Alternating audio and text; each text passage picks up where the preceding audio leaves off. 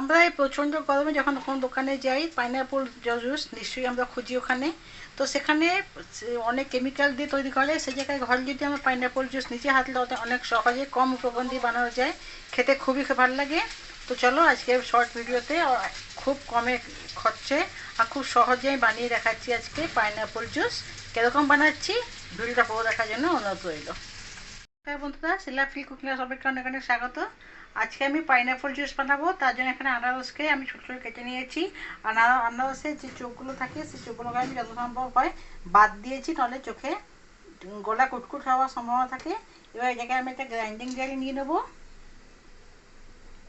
এখন বাজারে খুব আনারস পাওয়া যায়, যার গাছ আছে তারও অনেক আজকে এখন আনারস হচ্ছে। তা আনারস এই গরম দিনে ঠান্ডা ঠান্ডা আনারসের জুস বা পাইনাপল জুস বাজারেও খুব ভালো পাওয়া যায়। আর এরকম ঘরে বানিয়ে নিলে স্বাদ খুব ভালো লাগে, খেতেও সুন্দর লাগে আর শরীরের জন্য খুব উপকার। এবার আনারসগুলোকে আমি দিয়ে দিলাম গ্রাইন্ডিং জারের মধ্যে। পরিমাণ মতন দিয়ে দিলাম বিট লবণ, গোলমরিচের গুঁড়ো আর চিনি। আনারসটা পাকা আনারস খুব মিষ্টি, তার জন্য আমি চিনি এখানে 2 চামচ দিয়েছি। আনারসের টক হয় সেই অনুপাতে চিনির মাত্রা একটু বেশি দিতে হবে। আর দিচ্ছি এখানে ঠান্ডা জল 2 গ্লাস দেবো।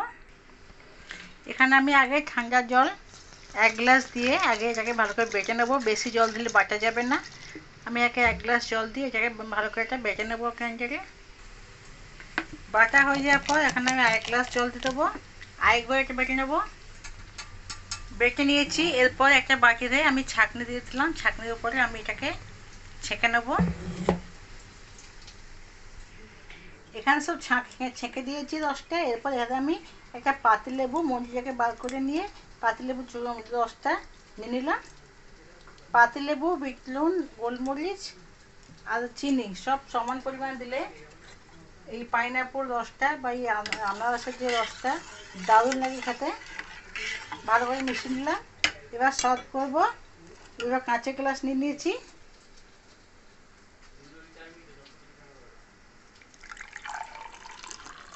দিয়ে দিলাম।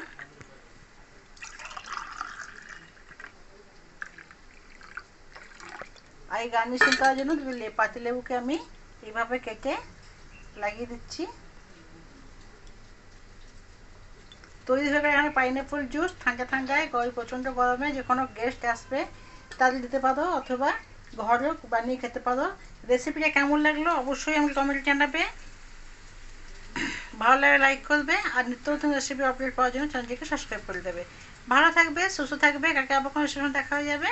ধন্যবাদ।